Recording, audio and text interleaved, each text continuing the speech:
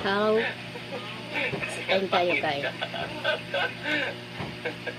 Tuhod ng manok, inadobo ko.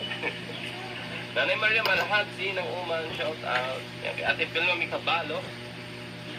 Meron niya pakisabi kay Langga, accept niya friend request ko from Iloilo City, Ma'am Edarlina Abaygar. Aba, sige po.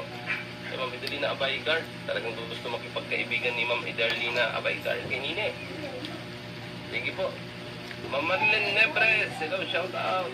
Ganda mo ng araw. Kay Ate Josephine Lastimo sa Ate Jo, shout out po.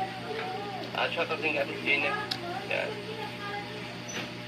Ma'am Rosario Rima rin sana makita ko kayo dito sa Isli bago uwi ng Pinas.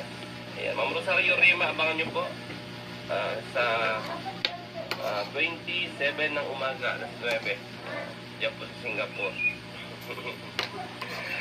Pero ang lahat po ng tawag niyan, ang lahat po ng informasyon ay siyempre hindi rin po mga galing sa akin. Magdala din po yan si Dudong doon o mag-upload, kaya abangan po natin. Ma'am Dailis, ayan, punta pa kayo sa Universal Studio. Ayan, abangan nyo po ang update dyan. Ayan, mag-update po yan si Dudong. Rene, dito lang ako sa Hong Kong, antay sa mga, ay opo, hintayin nyo po dyan sa Hong Kong, no?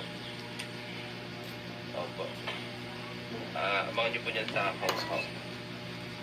Di baling pangit, basta all support sa inyo, sabi ni pangit ka. Ay kasi nga, hindi ka naman nagpapakita. Joke lang, kay pangit ka, di full supporters natin yan. Shout out kay pangit ka, salamat sa panonood mo. At sa lahat po ng mga OFW natin dyan sa Middle East, shout out po. Kay Ma'am Virgin Tulo, shout out Kuya Rene, magandang araw po sa inyo. No? Ingat po palagi. Lalo pa po dyan sa Middle East ngayon, medyo okay na. No?